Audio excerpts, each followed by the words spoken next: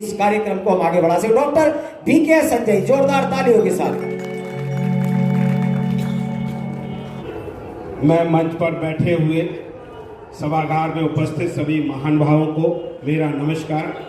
नारायण सेवा संस्थान के अध्यक्ष श्री प्रशांत अग्रवाल, डायरेक्टर पलक अग्रवाल, जनसंपर्क अधिकारी महिमा जैन, नारायण सेवा संस्थानी बैरागी कैंप के अन्य पदाधिकारी एवं कार्यक्रम के संयोजक सुधीर शर्मा का अभिवादन करता हूं एवं आभार प्रकट करता हूं कि मुझे ऐसी संस्था के पदाधिकारियों से मिलने का अवसर दिया जो संस्था पिछले 3 दशक से ज़्यादा दिव्यांगों की सेवा कर रही है।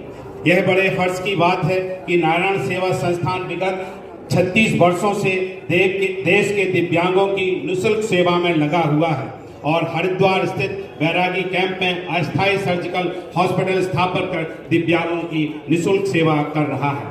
नारायण सेवा संस्थान आज देश की ऐसी संस्था है जिसको देश के अधिकांशतः लोग जानते हैं और शायद ही ऐसा कोई पोलियो का मरीज या उनके परिजन नहीं होंगे जो इस संस्था के किसी न किसी ढंग से परिचित ना हो। मेरा मानना है संस्था अपने ढंग से विकलांग लोगों की बहुत अच्छे ढंग से सेवा कर रही है और सेवा का कार्य बहुत सराहनीय है। संस्था के सभी पदाधिकारियों एवं कर्मचारियों को बधाई देता हूं और शुभकामनाएं देता हूं कि वह अच्छे ढंग से इन दिव्यांगजनों को और उनके परिजनों की सेवा कर सकें। इस कार्यक्रम के सूत्रधार सबसे तेज प्रधान टाइम्स के संपादक श्री सुधीर शर्मा का मैं आभारी हूँ। मैं यहाँ पर यह बताना उचित समझूंगा कि सुधीर जी से मेरी मुलाकात कैसे हुई। वास्तव में आज मीडिया के माध्यम से जो मान सम्मान मिला वह सुधीर की ही देन है। आज से लगभग 20 साल पहले सुधीर अपने पिताजी का इलाज मेरे से करवाने लाए थे। उसी समय मैंने उत्तराखंड में सबसे पहले टोटल नी रिप्लेसमेंट किया था। चूंकि यह उस समय का बहुत बड़ा ऑपरेशन होता था, तब सुधीर ने मुझे सलाह दी, यह खबर तो प्रेस में जानी चाहिए। मैंने कहा मुझे नहीं पता कि न्यूज प्रेस में कैसे जाती है। सच में मैं बहुत अच्छा सर्जन था, लेकिन ये बात मुझे पता नहीं थी। सुधीर ने कहा आप मुझे ऑपरेशन के बारे में बता दीजिए, मैं एक पत्रकार हूँ, मैं कल ही आपकी एक खबर अखबारों में छपवाता हूँ। पहले तो मुझे विश्वास ही नहीं हुआ कि कुछ ऐसा ही होगा, लेकिन दूसरे दिन ऑपरेशन के करने के बाद जब मैं अपने कमरे में आया तो देखा 20-25 अखबार मेरी मेज पर रखे हुए हैं और इसके बाद सैकड़ों लोगों ने मुझे बधाई दी। मैं कुछ दिनों में जॉली ग्रांट का क्या नॉर्दर्न इंडिया का जाना माना ऑर्थोपेडिक सर्जन बन गया। फिर तो हमारे ओपीडी में दूर दूर के मरीजों का तांता लगने लगा। इसके बाद तो सुधीर ने न केवल अब हमारे दोस्त बन गए बल्कि हम लोगों के पारिवारिक संबंध भी बन गए। घर आना जाना शुरू हो गया। हम दूसरे के लिए अपने अपने क्षेत्र में मदद करने लगे। मुझे पद्मश्री मिलने पर सुधीर जी और उनके बेटे ने मेरा इंटरव्यू लिया, जिसको लोगों ने बहुत सराहा। मैं सुधीर और उनके परिवार का आभारी हूँ।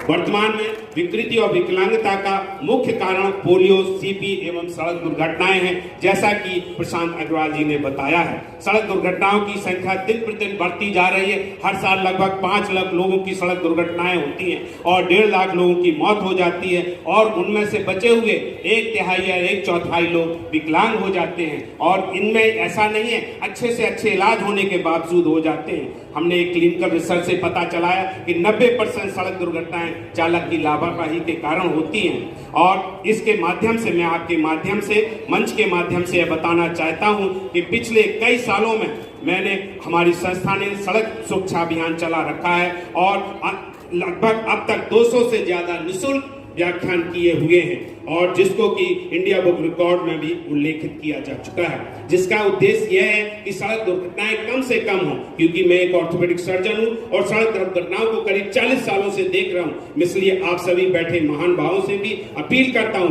कि आप सभी अपने और जनहित में यातायात के नियमों का पालन करें।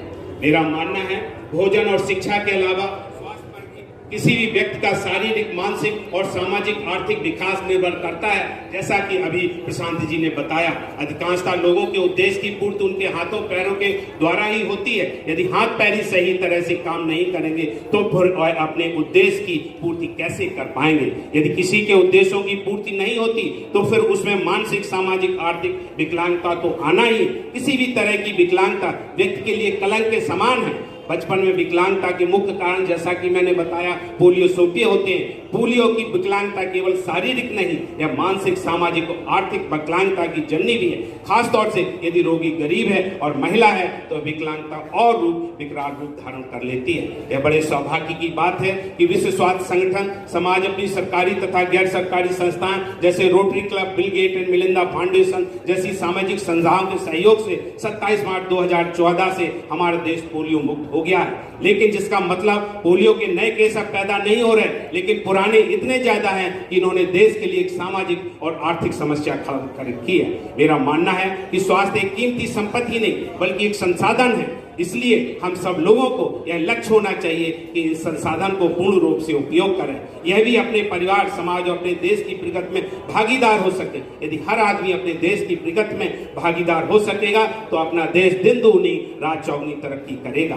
पोलियो के मरीजों में विकलांगता के मुख्य कारण है जोड़ों के चारों तरफ से मांसपेशियों का असंतुलन, जिसका मतलब है मांसपेशियों का कमजोर होना, जिससे दूसरी तरफ की मांसपेशियां अपने प्रभाव से जोड़ को तिरछा कर देते हैं, जिससे जोड़ की सामान्य चाल प्रभावित होती है। इसी कमी को ठीक करने के लिए मुख्यतः दो ही तरह के ऑपरेशन होते हैं, या तो कमजोर मांसपेशियों की ताकत को बढ़ा दिया जाए या फिर ताकतवर मांसपेशियों की ताकत को कम कर दिया जाए। यदि इसके बावजूद भी प्रभावित जोड़ में चल नहीं आती तो जोड़ को स्थिर कर दिया जाता है। ऑपरेशन के परिणाम अपेक्षित होते हैं। मैंने अब तक पोलियो के लगभग 5000 सफल ऑपरेशन कर चुका हूं और इतने अनुभव के बाद मेरा मानना है कि इन विकलांग मरीजों में ऑपरेशन काफी हद तक कारगर सिद्ध होते हैं। मेरा मानना है कि पौधे सीधे किए जा सकते हैं, पेड़ नहीं। इसलिए पोलियो के ग्रस्त मरीजों को जल्दी से जल्दी ऑपरेशन कराने चाहिए।